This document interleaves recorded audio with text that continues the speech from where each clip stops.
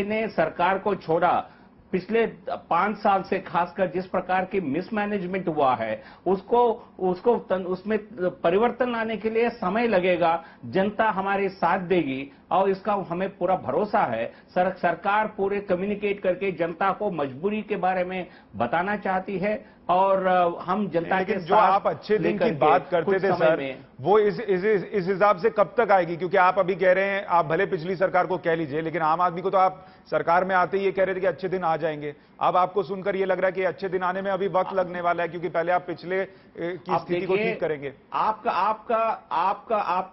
आपका डेफिनेशन क्या है? अच्छे दिन का ये मतलब नहीं है कि मुफ्त में ट्रैवल होगा। जनता भी समझती है, जनता बिल्कुल। आप देखिए, हमारी जो पार्टी की और सरकार की जो है वो कमिटमेंट और वो आंसरेबिलिटी टुवर्ड्स द पीपल है। हम ऐसा कुछ नहीं करना चाहेंगे जो मजबूरी नहीं है। तो जनता के साथ पूरी तरह संवाद करके समझाकर जो जीवीएल कह रहे हैं, क्या जनता इसको इसी हिसाब से देखेगी? क्योंकि जनता इतना नहीं समझती कि क्या हो रहा है क्या नहीं हो रहा है। वो ये जानती है कि उसकी जेब में अब वो 1000 रुपए का टिकट लेगी तो उसको 140 रुपया और चुकाना होगा, जो कि वो नरेंद्र मोदी सरकार के आने के बाद उम्मीद नहीं कर रही थी, क्योंकि ये बार बार कह रहे थे कि महंगाई, आपका जो खर्च है वो हम कम कर देंगे। नहीं, देखिए, बात यह है कि एक बात तो सही है राव की 10 बरस से किराए नहीं बढ़े, और जब दिनेश त्रिवेदी ने किराया बनाने की चेष्टा की तो उसके साथ जो सुलूक हुआ हम जानते हैं। और इसलिए मैं समझता हूं कि बहुत ही पॉपुलिस्ट तरीके से हमारी भारतीय रेल को चलाया गया 10 बरस तक। हालांकि ये माना जाता है कि लालू जी का जो कार्यकाल था उसके दौरान जो ऑपरेशनल कॉस्ट है उससे मैक्सिमम बेनिफिट्स लेने की कोशिश की, लेकिन उस पर भी सवाल उठते थे। तो पिछले 5 बरस से तो मैं मानता हूं कि रेलवेज का जो बंटाधार हो रहा है वो उस पर नज़र होनी चाहिए। लेकिन जो फ्रेट के किराए बढ़े हैं, अब फ्रेट का किराया बढ़ाना, देखिए कि प्रोग्रेसिवली जो शेयर है ट्रांसपोर्टेशन में रेलवेज का वो कम होता जा रहा है।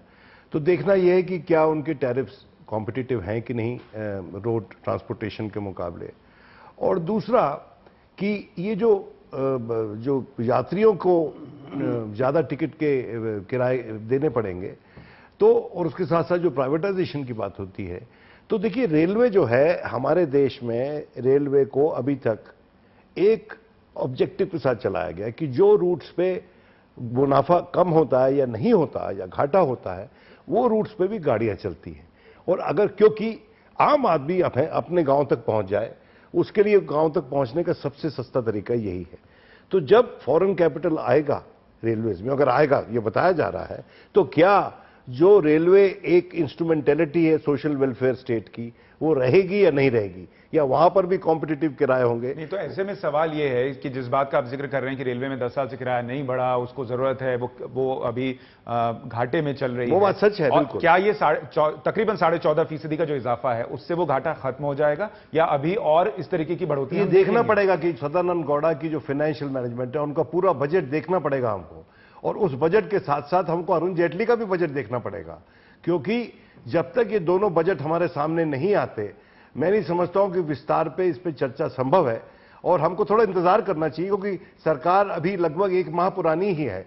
हम कोई इसलिए सरकार को बचाने के लिए बात नहीं कर रहे हैं, लेकिन मैं समझता हूं कि जो क्रिटिसिज्म होना चाहिए वो पुख्ता होना चाहिए और लेजिटिमेट होना चाहिए, और उसके लिए कम से कम 1-1.5 महीना हमको और इंतजार करना चाहिए। रीता बहुगुणा जोशी जी, सरकार या रेल मंत्रालय ये कह रहा है कि ये जो किराए बढ़ाए गए हैं ये पिछली सरकार ने बढ़ाए थे, उसे लागू नहीं कर पाई थी क्योंकि चुनाव आ गए थे, हमने सिर्फ उसे लागू किया है। मैंने सुना नरसिम्हा जी का वक्तव्य, बड़ा कठोर लगा मुझे कि जनता समझती है कि मुफ्त में उसको ट्रैवल नहीं मिलेगी, सुविधाएं नहीं मिलेंगी। देखिए, मैं कहना ही चाहती हूँ, ये पहला विश्वासघात और धोखा है देश की जनता के साथ। इनको ओवरवेलमिंग मेजोरिटी इसलिए मिली क्योंकि जनता को इन्होंने यकीन दिलाया था मोदी जी ने कि हम सब कुछ बदल देंगे, और जिस तरह से सत्ता में आने के बाद इन्होंने कहना शुरू करा कड़वी पुड़िया देनी पड़ेगी, कड़वी दवा देनी पड़ेगी, और एकदम से इतनी कड़वी दवा उन्होंने दी। फ्रेट चार्जेस बढ़ाया, कीमतें बढ़ेंगी। नहीं, लेकिन ये दवा तो आपने प्रिस्क्राइब की थी, इन्होंने सिर्फ डिलीवर की है।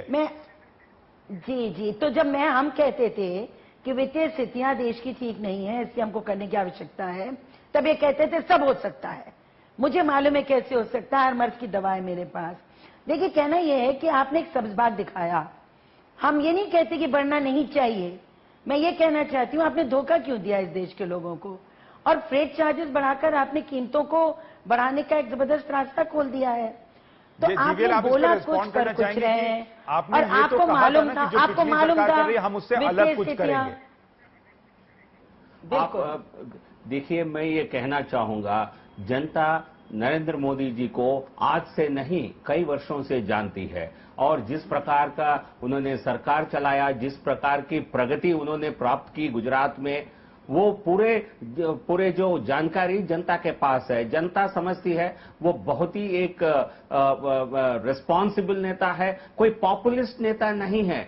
कांग्रेस पार्टी क्या समझती है, कभी कभी हम थोड़ा पॉपुलिज्म को लेकर के अपने चुनाव को जीत सकते हैं, अपना काम निपटा सकते हैं, और लेकिन उन्होंने भ्रष्टाचार के अलावा और कुछ दिया ही नहीं है। जिस प्रकार से घोटाले, रेल घोटाले, जो डोज दे रहे हैं ये कड़वी दवा का, कई सारे, वो इतनी जबरदस्त डोज है कि वो लोगों के गले उतरेगी या नहीं उतरेगी ये भी देखना होगा। जल्दी से देखिए, बात यह है कि मिस्टर नरसिम्हा राव, ये देखिए कुछ हद तक जो रीटा जी कह रही है उसमें एग्री करता हूं। रीटा जी, ये आप ही की देन है, और ये बात सच है कि जब आप लोग ये कदम उठाते थे तो कम से कम मैं ये कहता था कि इलेक्शन के इतने नजदीक अगर कोई सरकार इतना बिटर पिल एडमिनिस्टर कर रही है तो फिर शायद इसीलिए कर रही है कि जरा अर्थव्यवस्था ठीक हो जाए, और अपने जाति हित से ऊपर उठ के कर रही है।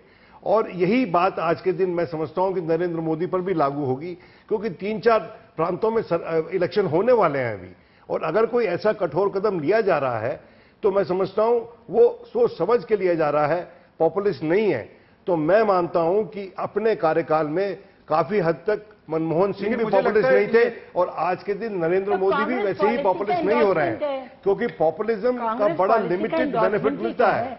लॉन्ग टर्म उसके जो डैमेज इकोनॉमी पे होगा वो देखने वाली बात है। जनता ये पूछेगी जरूर कि आप जब विपक्ष में थे तब आप हर बात पर सवाल उठाते थे कि भाई रेल किराया क्यों बढ़ रहा है, बिजली क्यों महंगी होती जा रही है, पेट्रोल डीजल क्यों महंगा हो रहा है। आप इराक में जो हो रहा है उसको नजरअंदाज करते थे, या विदेश में जो हो रहा है आप उसको नजरअंदाज करते थे। अब जब आप बढ़ा